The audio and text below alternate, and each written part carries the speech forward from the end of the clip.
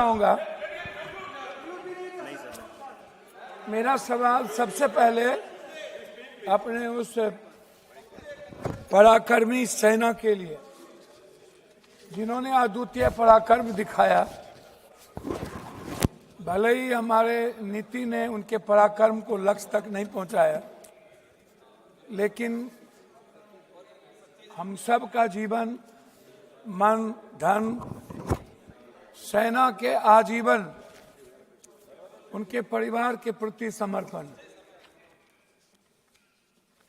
जो भाई बहन, जो हमारे परिवार के लोगों ने इस देश के 26 शहीद को हम लोगों ने खोया, हृदय की गहराइयों से मैं उनको श्रद्धांजलि देता हूं। साथ साथ कश्मीर के उन अवाम को जिन्होंने आजाद हिंदुस्तान में हमेशा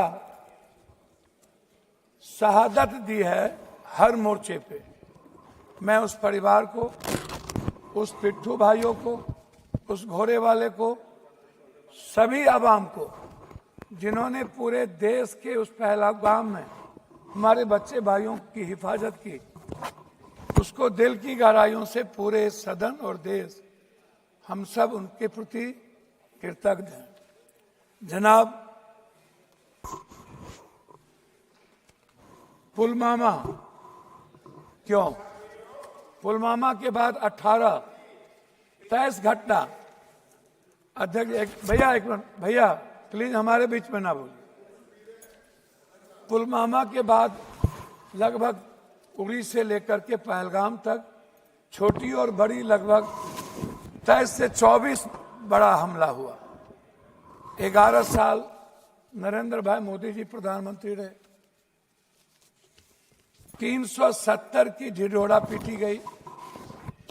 कहा कि 370 के बाद आतंकवादी कमजोर हो जाएंगे और खत्म हो जाएंगे। 370 के बाद आतंकवादी हमला बढ़े, हमारे सैनिक जवान की शहादत हुई और हमारे भारत के स्वाभिमान और सम्मान पर ठेस पहुंचा। मेरा सवाल सरकार से है कि 3 क्विंटल बारूद पुलवामा में जो आए और पुलवामा के घटना के बाद आप एक नया चुनाव लड़ लिए, कम से कम भगवान का तो राजनीतिकरण होता ही है।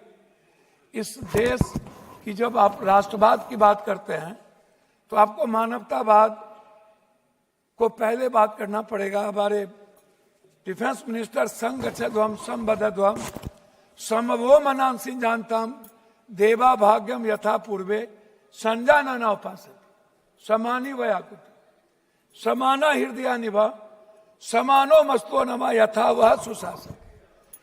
एक लाइन बोले और लाइन वो भूल गए। और इसी में है भारत की पूरी संस्कृति, पूरी सनातन, पूरी वसुधैव कुटुंब, पूरा सर्वधर्म संभाव और सार्वभौमिकता। इससे हमारा भारत पूरी दुनिया में गौरवान्वित होता है। लेकिन कभी भी हम नेता और हम पार्टी के लोग किसी भी छोटी बड़ी घटना का राजनीतिकरण करते हैं।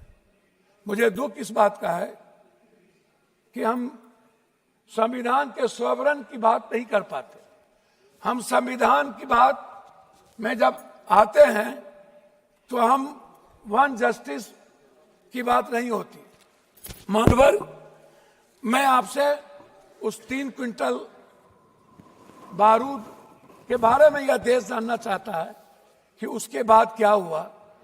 पुलवामा पे चुनाव लड़ लिए, लेकिन पुलवामा के लोगों, जिन लोगों ने घटना की, जो लोग हमारे भारत में भी गद्दार थे, क्या उनके बारे में कभी इस सदन में चर्चा? जैसे नोटबंदी की नहीं हुई, जीएसटी की नहीं होती, उसकी बात नहीं हुई। आ गए पहलगाम। आप इंटेलिजेंस फेल्योर की बात हम करते हैं। पुलवामा में भी इंटेलिजेंस फेल्योर था। आप, हमारे सैनिक को सब कुछ पता था, आपने उसको दबाने का प्रयास किया। हमारे सैनिक दुनिया से लड़ सकते हैं।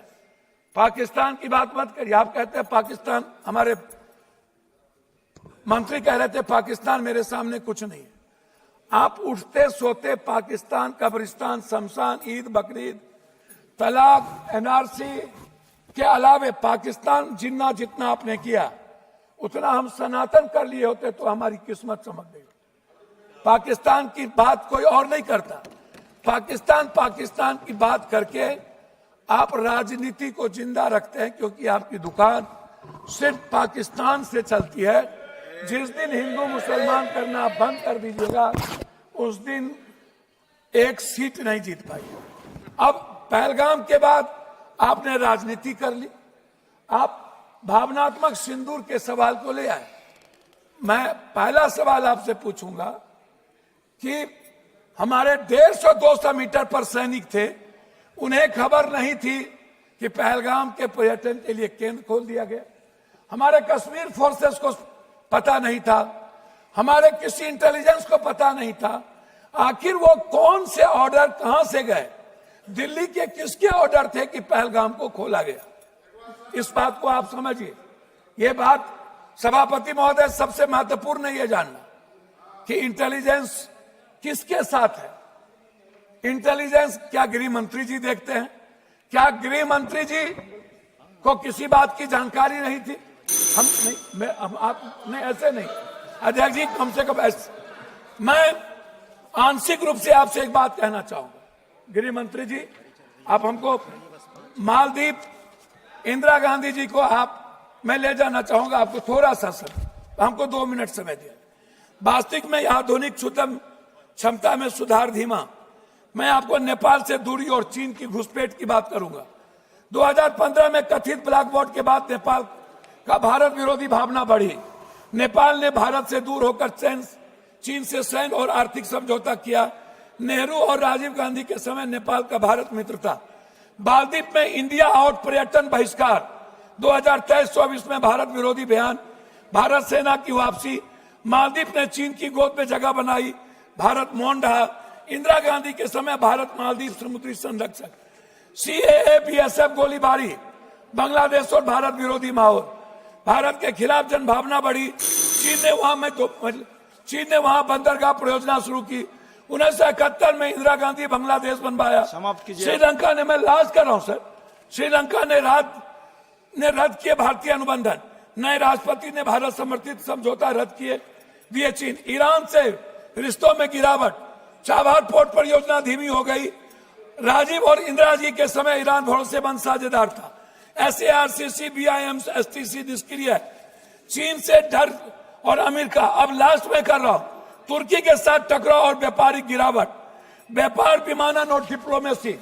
मैं अंतिम में मैं आपसे कहना चाहूँ, अंतिम में कह रहा हूँ सर, ऑनरेबल मेंबर सर, अंतिम में मैं सर, मैं एक मिनट सर, एक मिनट ऑनरेबल मेंबर सर, एक मिनट सर, एक मिनट मैं आप खत्म कर दीजिए, खत्म कर दीजिए। एक मिनट सर, एक मिनट जस्ट मिनट दुराज जी, जस्ट मिनट। एक मिनट भैया ऑनरेबल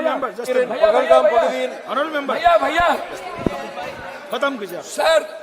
मैं 1 मिनट जानना चाहूं, आधा मिनट। मैं अंत करूंगा कि इजराइल को छोड़ के पहली बार आजाद हिंदुस्तान में रूस ने भारत का सपोर्ट नहीं किया। हम चीन के सारे संपत्ति, सारे व्यापारिक चीजों को हम बढ़ावा देते हैं। चीन हमारी जमीन को हथियाता है। हम चीन पर एक बार हिम्मत और औकात नहीं होती है बात करने की। हमारे सेना को लड़ने की ताकत है चीन से। அவைத்தலைவர் அவர்களே, காஷ்மீரின் பகல்காம் பகுதியில்